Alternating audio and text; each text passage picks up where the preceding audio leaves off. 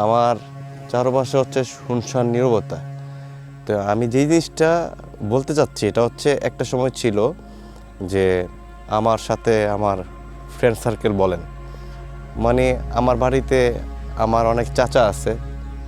আমার বন্ধু ছিল মাজারুল ইসলাম আরিফ, চাচা বন্ধুর মতো হাসান আহমেদ খান, আরেকটা আছে বন্ধুর মতো নাজমুল আহমেদ খান। তো সবাই আমরা একসাথে আসলে আগে আড্ডা দিতাম, ঘুরতাম বা সব কিছুই করতাম।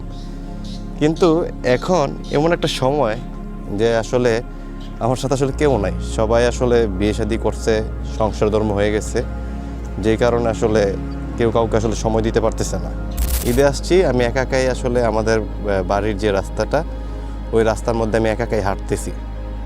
তো নাই বলতে কি, ওরা তো সবাই আছে।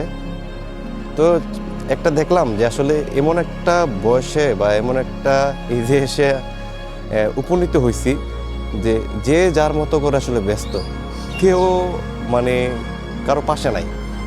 আগে একটা সময় হইতো যে যখনই মানে ইউনিভার্সিটি লাইফ পর্যন্ত যদি বলি, হ্যাঁ মানে মানে বিয়ে করার আগ পর্যন্ত, তখন কেউ বিয়ে শাদী করে নাই। যখনই আসা হইতো তখনই যে এই রাস্তাটা দেখতেছেন না, এটা হচ্ছে আমাদের বাড়ির সামনের রাস্তাটা। তো এই রাস্তার মধ্যে মানে আমরা এসে এই জায়গাটায় ম্যাক্সিমাম আমরা আসলে বসতাম, এখানে বসে আড্ডা দিতাম। তো এখন এইবার ঈদে আসার পরে কেউ কাউর আসলে কল দেয় না।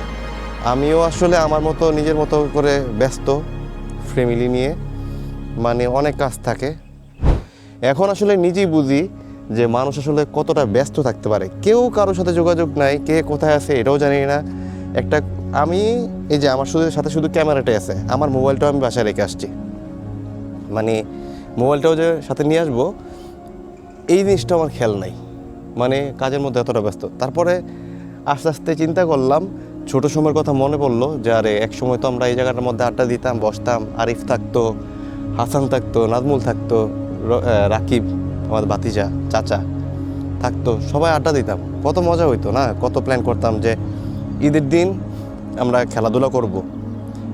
চাচা ভাতিজা, যেহেতু গ্রামের মধ্যে চাচার দল আর ভাতিজাদের দল প্রায় সেম সমান সমান, তো ক্রিকেট খেলবো, বিকালবেলা ফুটবল খেলবো। এরফান কাকা ছিল, তাদের সাথে খেলাধুলা করতাম এবং প্রাইজ নিয়ে আসতাম। কিন্তু আমরা প্রাইজ নিয়ে আসতাম। আমাদের ছিল মগ মগ বলতে কি আপনার মগ বা জগ, হ্যাঁ, এই জগ দিয়ে আমরা আসলে মানে খেলাধুলা করতাম।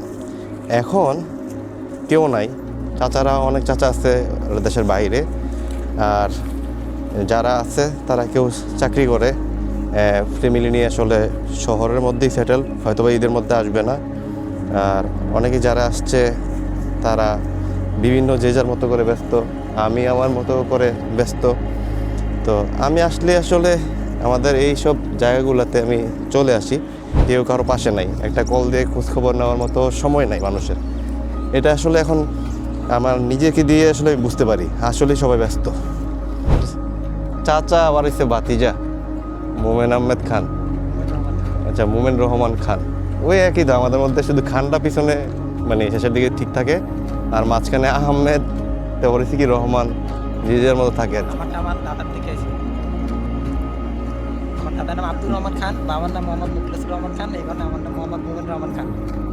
অনেকের তো আহমেদ থাকে, অনেকেরই আছে আহমেদ থাকে, আহমেদটাই কমন মোটামুটি। আহমেদটা কম। এখন কথা হচ্ছে ভাতিজারে জিজ্ঞাসা করলাম, আমি তো মানে যাচ্ছিলাম এই দিক দিয়ে, তো আমার ভাতিজারে দেখলাম যে আসলো। আমি বললাম না, যেটা আমার ছোটোবেলার কাহিনিগুলোর আমি আসলে একটু মনে করতেছিলাম যে এক সময় যখন আমরা বাড়িতে আসতাম তখন সবগুলো ছেলে এই রাস্তাটার মধ্যে বসে বসে আমরা আড্ডা দিতাম। এখন আমি গতদিন আসছি, আসার পরে আমার কারোর সাথে আমার দেখা হয়নি।